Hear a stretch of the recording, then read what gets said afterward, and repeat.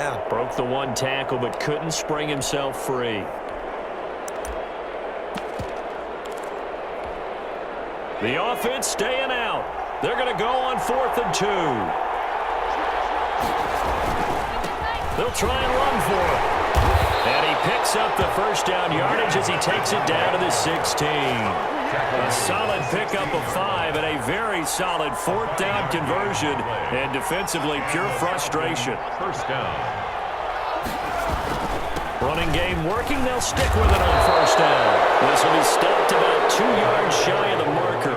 8-yard gain, 2nd and 2. They'll give him 8 on the play, and it'll be a 2nd down. Brings up 2nd and 2 at the Vikings' 8-yard line. Now a handoff here to his running back. At carries like that, that's how they're going to continue to salt this thing away here, Charles, in the 4th quarter. Yeah, how about that? A new set of downs. Clock continues to move. No better way to close out a game than to tap those mastodons you have up front and say, guys, keep pounding them. Let's keep the ball, keep their offense on the sidelines, and let's close this one out. And he gets in. Touchdown, Atlanta. A 3-yard touchdown run. And the Falcons will extend their lead. For the point after.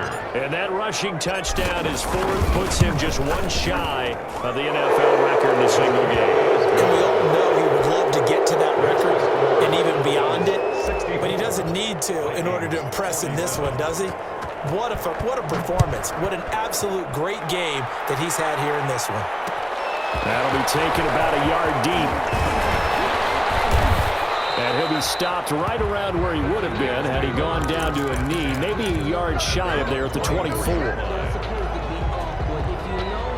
The Minnesota offense about ready to get this next drive underway. And just looking ahead, it would appear that that bye week is coming at the right time. They'll have 2 weeks to chew on this one, though probably not one that they want to chew on. A poor performance from start to finish. And he was hit as he threw it there, and it forces it incomplete. 24-yard line.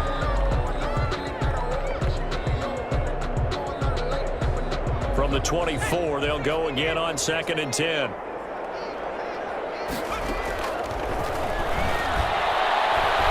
Going for the deep ball. And that's caught inside the 30. And all the way down to the 24-yard line. A big play there for Minnesota. 52 yards. And it's caught in the end zone. Touchdown, Minnesota. Justin Jefferson there to make the grab. And the Vikings are able to close the gap just a bit. And he's able to put it through. Makes the score Falcons 64. Vikings. So the lead back down to 10 as things get a little more interesting, and the kick is away. Takes this about 5 yards deep. And he'll decide to not bring this one out as their drive will begin at the 25. 5-yard line. About set to begin their next drive, the Falcons offense at the line. This game was really a tussle, seemed like just a moment ago, and now they've got the momentum. A couple of scores on their last pair of drives, and a 2-score lead. I think here now you go conservative, right? Run the football, work the clock. You know, I usually agree with you, but I'm going after him right here. I want to put this bad boy away. I wouldn't be afraid to throw it. They've got all the confidence, all the momentum on their side. Go ahead and take your dagger shots and try and finish this one off. I disagree vehemently. I say run the football. You've got the lead. Well, let's watch it and find out who's right. And he's taken down right at the 45-yard line. 22 yards there, a 1st down. Well, that's a carry they have to be satisfied with. And throughout this game, they've been satisfied with what he's given them. Whenever they've needed a big run, a 1st down, he's the guy they've turned to. And it doesn't matter what the defense thinks.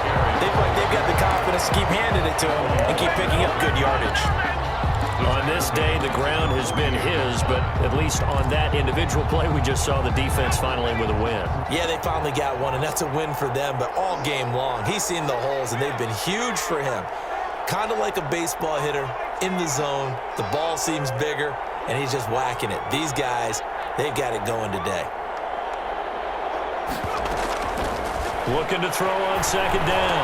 Perkins. And intercepted. Maybe the turning point they need.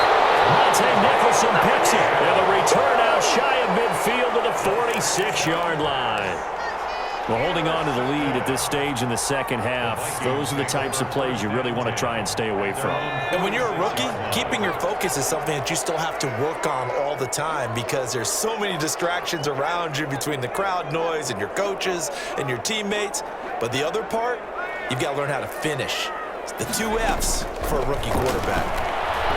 Looking deep downfield. At the 7-yard line, the catch is made. And he'll get into the end zone. Touchdown, Minnesota. A big play there. 54 yards. And the Vikings have made this now a 1-score game. Extra point up and good by Bailey. And now things get a bit more interesting here in this fourth quarter. 61. Taken in the end zone. And he'll just sit on this one as their drive will start at the 25. Their own 25-yard line.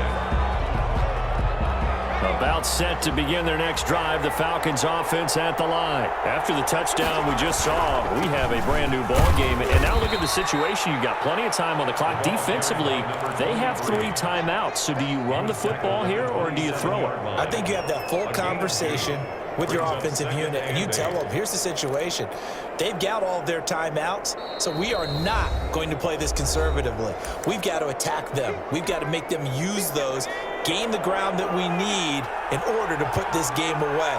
If you think we're just going to run it 3 times and punt it, you've got another thing coming. Yeah, and by the way, also the 2-minute warning in play, so essentially 4 timeouts left. They have to be aggressive here. And this is an absolutely big 3rd down that's been set up here, partner, and there's no other way to put it. The defense has to get a stop here if they have any hopes of winning this game. Has to. You said big 3rd down. I'd put the word big in capital letters here. To throw on 3rd down. Perkins. Got a man and he hits him in stride. And he's going to be out around the 45-yard line. It's a gain of 16, 1st down Falcons. Absolutely ideal there. Get a good size play, get out of bounds. Well, you saw the coaching there. That is taught and it is emphasized. Get out of bounds, understand your situation, as well as just understanding the game. They'll try and run some clock here as they keep it on the ground. The Vikings going to signal for the first of their timeouts as they'll talk things over prior to this upcoming 2nd down play. Gain of a yard. Brings up 2nd and 9 at the 46-yard line.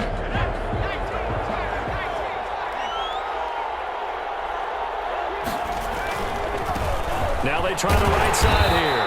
And they'll get this just to the 47, 1-yard gain. Now the Vikings will use the 2nd of their timeouts as they'll talk it over here before what will be an important 3rd down.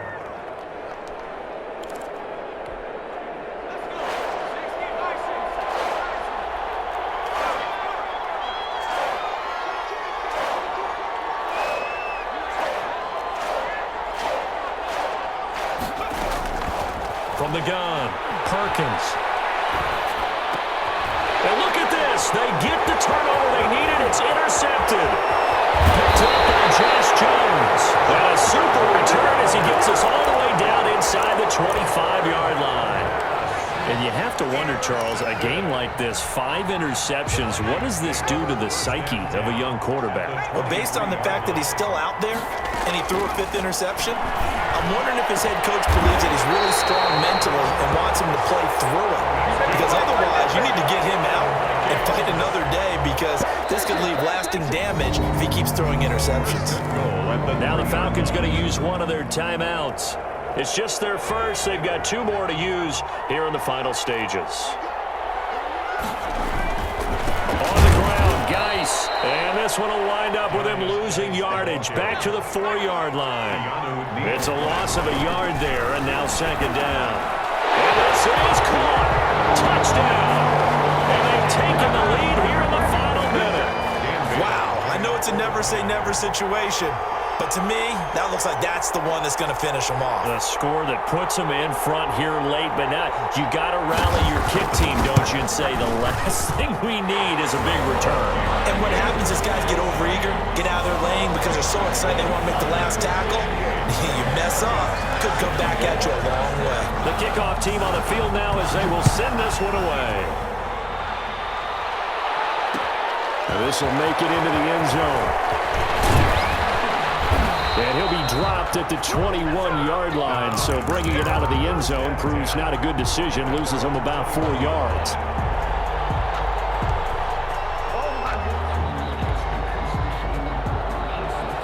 About set to begin their next drive. The Falcons offense at the line. One possession game. Time very much a factor. How does the offense handle? And now look at this. Big game, but fumble. And the Vikings pick up the football. And the return will be stopped at the 34-yard line. Well, that simply is a missed opportunity. They're in position. If they take the ball downfield and score, they've got a chance to win the game. Instead, they cough it up. I don't think next week at practice is going to be a whole lot of fun for him. On the other side, no bigger time to force a turnover when you've got that small lead. Yeah, and when you look at it from the offense's perspective, taking care of the ball is so important. I know they're going to have all kind of ball security drills in practice all next week.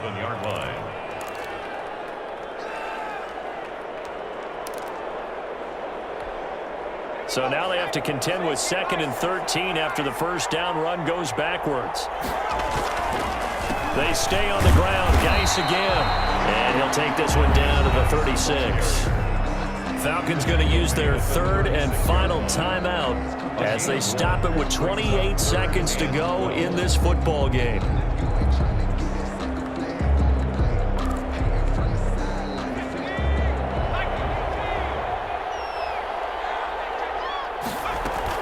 Third down, Dalvin Cook. Well, this is going to depend on the spot, but it's not a very generous one. He looks to be about a yard or so short. They'll get 11, but still a little short. 4th down. Oh, my goodness, another interception. Picked up by the rookie A.J. Terrell. He's at the 40, 20. And he takes this one back into the end zone, and the Falcon defense has a touchdown. Charles, I'm looking at you, and understandably your mouth is wide open in disbelief. What were they thinking? That's going to be one of the great mysteries, but I do know this. When they went out on offense, I will guarantee they told them, don't just make anticipatory throws. Make sure you see it before you throw it. Didn't happen here. Trying to protect that lead, and now they gave it up. Well, we were on hand for a fun and entertaining game here, coming down really to that last play. Great job defensively to get the pick and seal it. And we know that every play during a game matters. You're never sure which one's going to be one of the key ones. But at the end of the game, when you analyze it, 3, 4, 5 plays are going to be the ones you focus on. And that last play was one of them. The last shot had to take it, and they came up with the interception and sealed their victory. So for the Falcons, it's a much-needed victory as it gets them back to 2-4 on the year. And they'll return home next week to take on the Detroit Lions. Meanwhile, for the Vikings, they taste defeat for the first time this season as they drop to 5-1. And now they'll head to the bye week as they'll be back in action in Week 8. I'm Brandon Gaudin. Certainly have to thank Charles Davis, my broadcast partner, and our entire crew. We'll catch you next time right here. It's the NFL on EA Sports.